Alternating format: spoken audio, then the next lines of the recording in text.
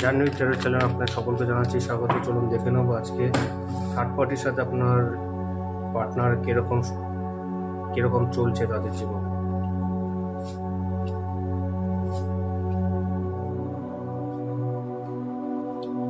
Third পার্টির সাথে আপনার পার্টনারের খুব এখন মানে আর কি খুব শারীরিক টান, ভালোবাসা, একদম ভালো মতন টান রয়েছে তাদের নিজেদের মধ্যে।